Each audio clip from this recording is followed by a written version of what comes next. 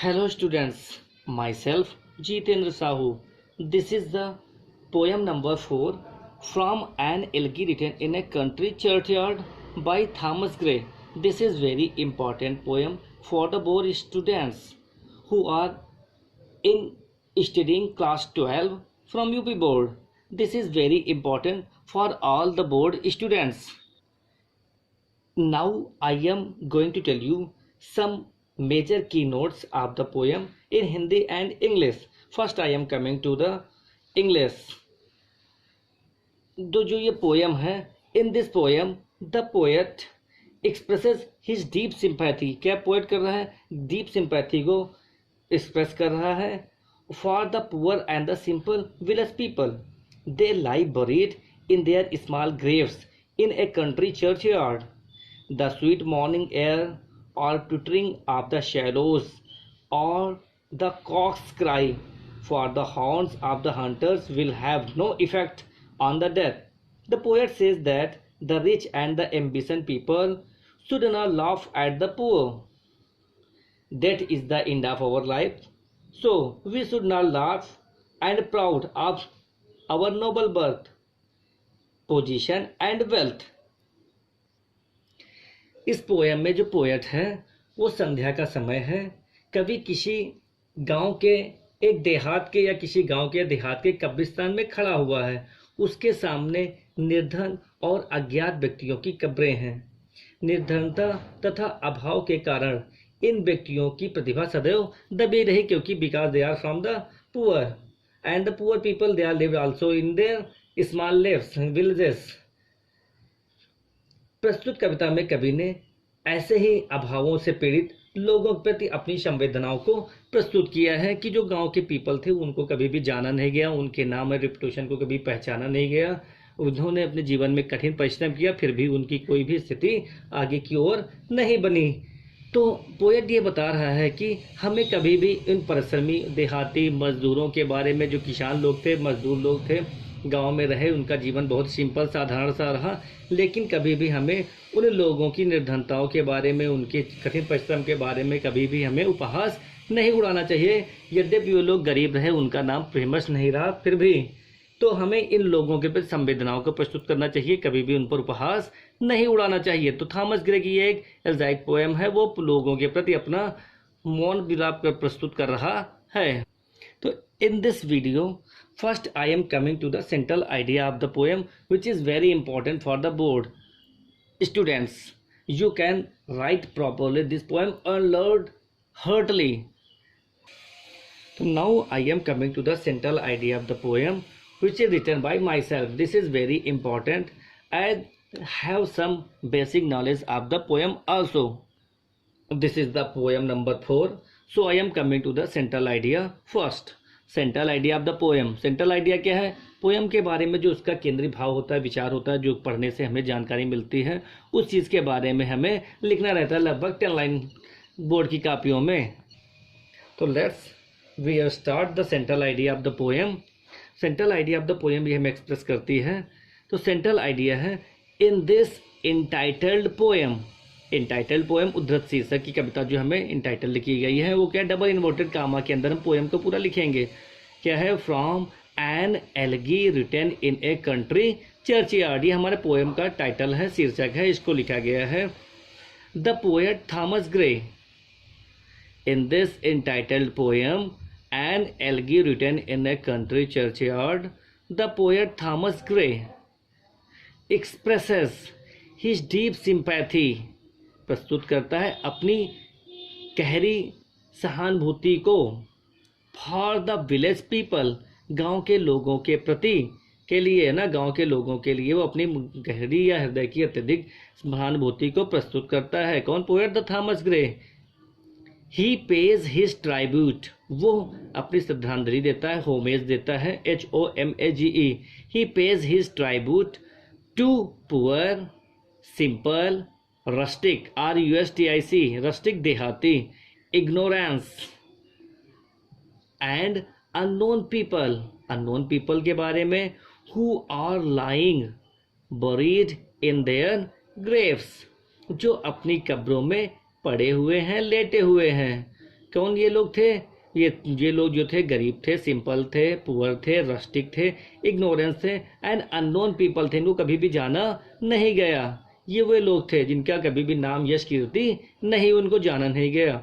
Death is the end of our life. मृत्यु के हमारे जीवन का अंतिम पड़ाव है, हमारे जीवन का अंतिम स्रोत है, सत्य यही है। It is why the people It is why the poet advises us not to be proud of high noble birth. उसका पोएट कह रहा है कि it is why the poet advises us not to be proud of high noble birth, wealth, power and beauty. We should not make fun, M-A-K-E, we should not make fun means mock, उपहास उड़ाना, of these poor, simple, rustic and weak people who could not become great, rich and powerful in their life because of ill luck and unfavorable circumstances, परिस्थितियां, unfavourable, अनुपयुक्त परिस्थितियों के और दुर्भाग्य के कारण वो कभी भी पावरफुल, महान लोग नहीं बन पाए। The poet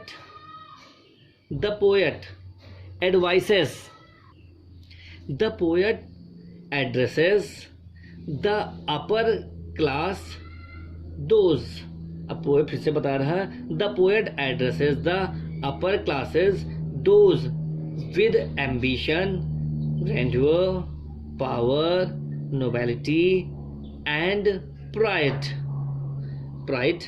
and exhorts them not to mock the poor for their simplicity।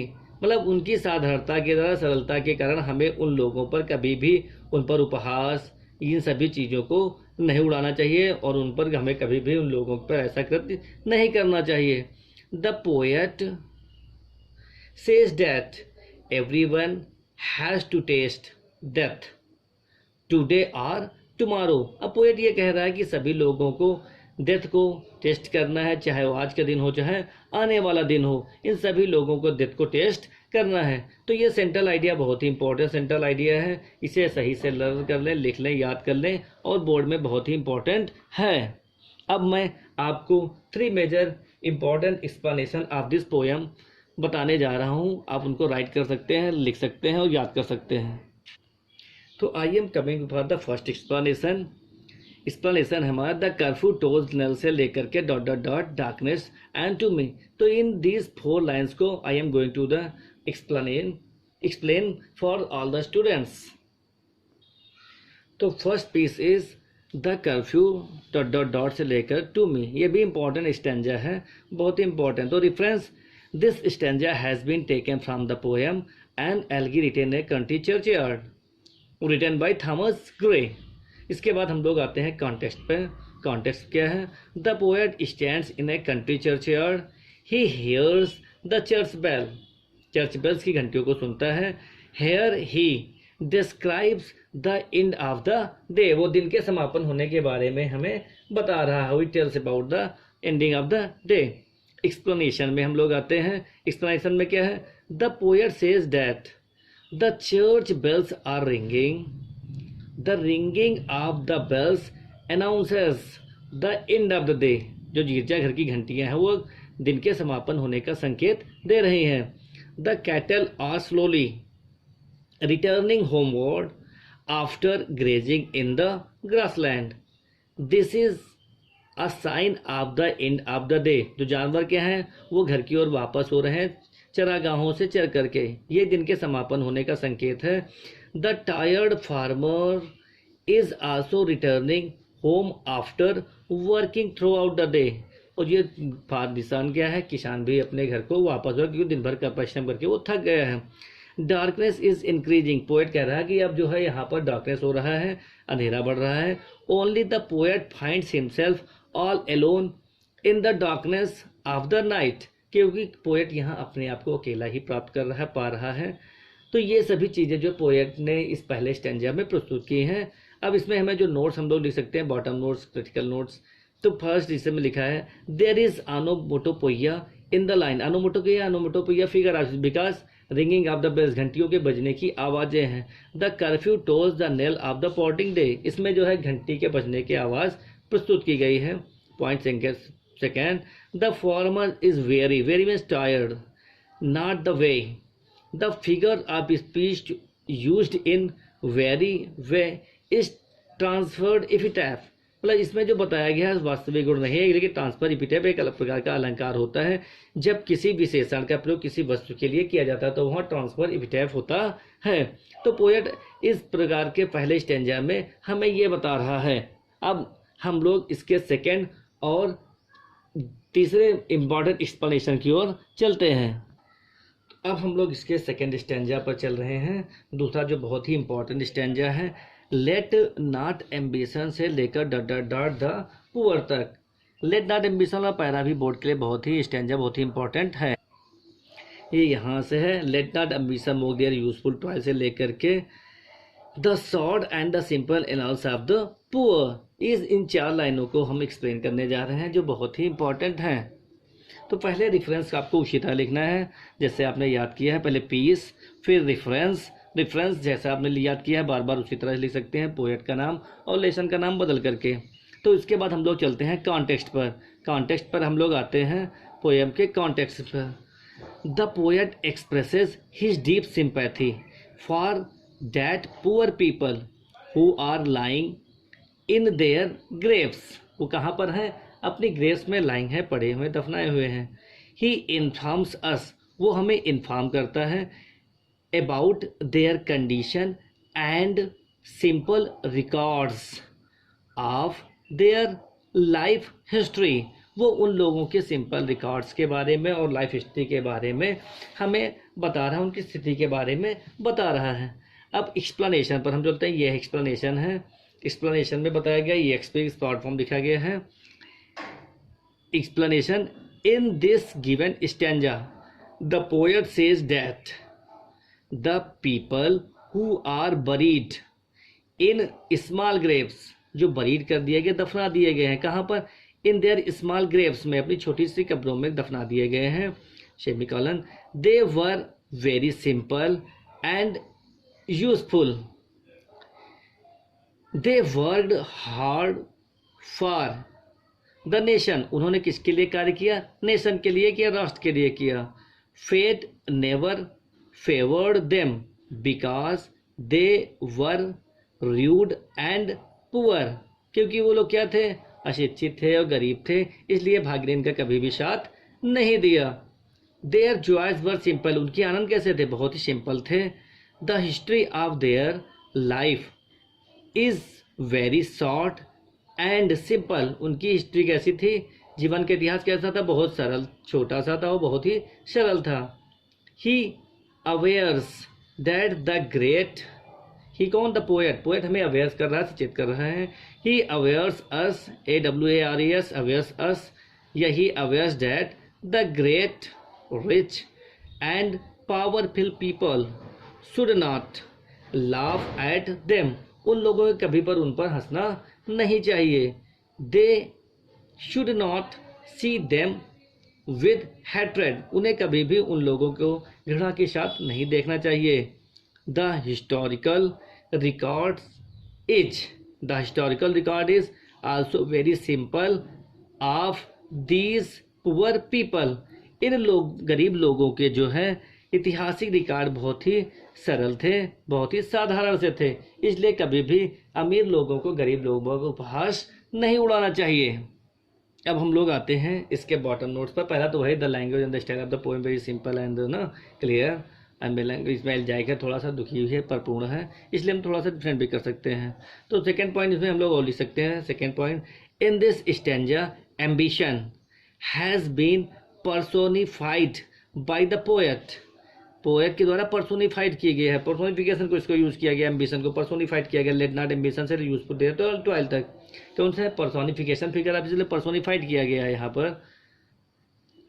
इसके बाद थर्ड स्टेज पॉइंट पे हम लोग लिख सकते हैं, we found a great sympathy of the poet for the poor people. हम लोग पोएट की एक महान सिंपैथी को प्राप्त करते हैं। पोएट जो है महान सिंपैथी को गरीब लोगों के प्रति प्रस्तुत करता है, शो आउट करता है, वो दिखाता है। अब इसके थर्ड और लास्ट एक्सप्लेनेशन पर हम लोग आ रहे हैं। जो लास्ट इसका स्टैंजा है वो भी बहुत बोर्ड के लिए बहुत ही इंपॉर्टेंट है। स्टैंजा ये हमारा है, द बोस्ट ऑफ हेरल्डरी से लेकर के डॉट डॉट डॉट से लेकर के the parts of glory lead but to the grave. तो द बोस्ट ऑफ से लेकर dot dot dot to the grave, ये हमारा लास्ट स्टैंजा है। ये 3 मेजर इंपॉर्टेंट एक्सप्लेनेशंस है, इन्हीं में से हर बार बोर्ड में पूछा जाता है। तो पहले हम लोग चलते हैं, इसका पीस लिखते हैं, द बोस्ट ऑफ से लेकर के बट टू द ग्रेव तक।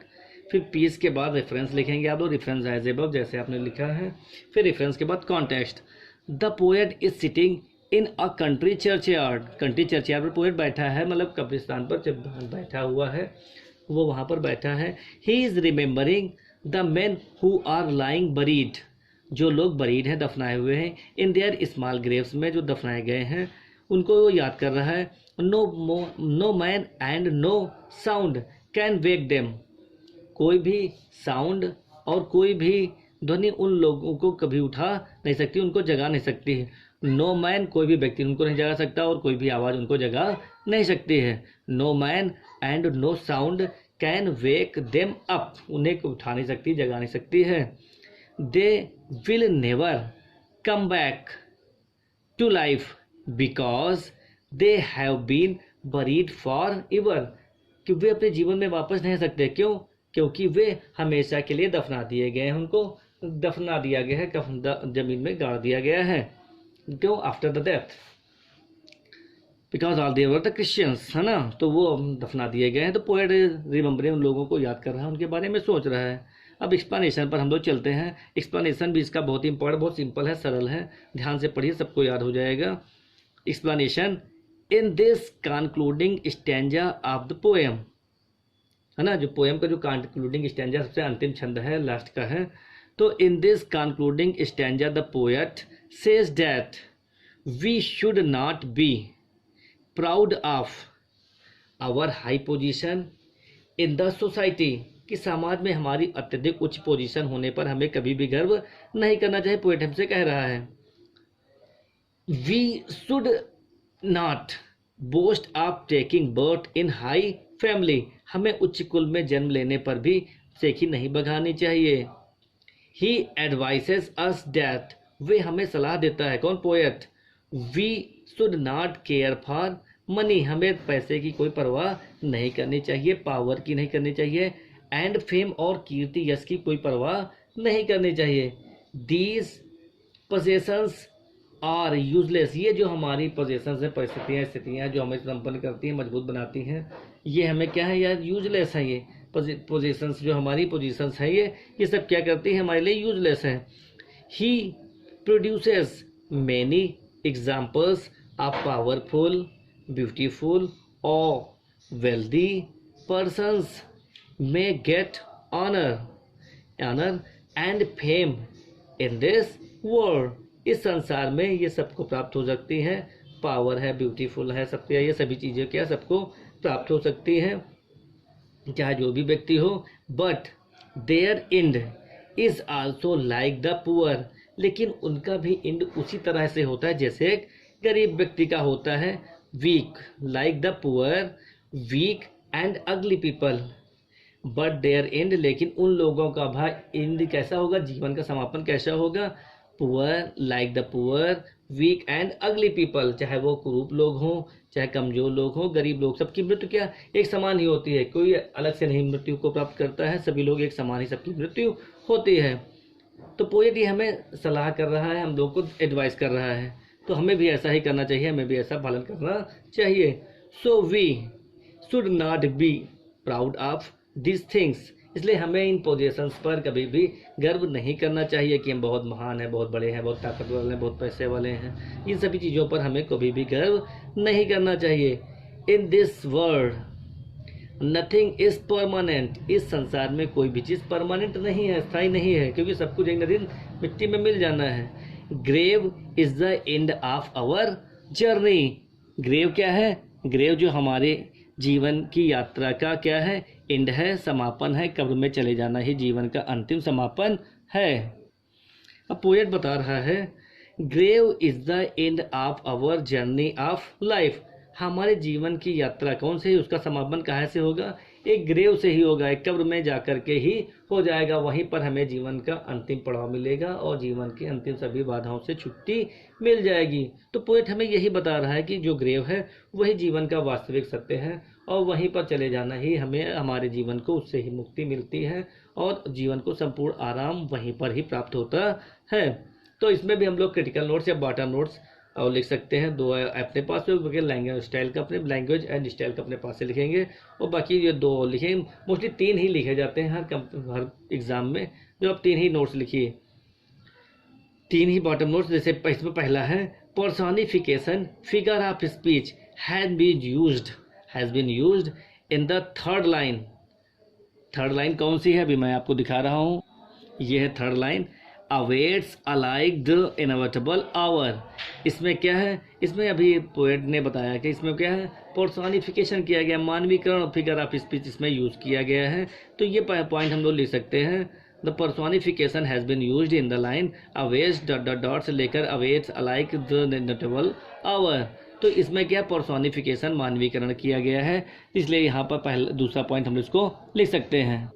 Third point Thomas Gray produces before us a moral philosophy here, हमारे सामने क्या है? एक मोरल फिलासफी को वो प्रोड्यूस कर रहा है, उत्पन्न कर रहा है, प्रस्तुत कर रहा है। तो पोएट जो है थॉमस ग्रे बहुत ही ज़्यादा हम लोगों को जीवन की यथार्थता से, वास्तविकता से हमको अवगत कराता है। वो हमें इन सभी प्रकार की चीज़ों के बारे में बताता है जिससे कि व्यक्तियों के अंदर इस प्रकार की दुर्भावना उत्पन्न न होने पाए और वो लोगों के प्रति सहिष्णुता, समानता और सब कुछ एक साथ रखें, जिससे कि कोई भी व्यक्ति किसी का नुकसान ना करे।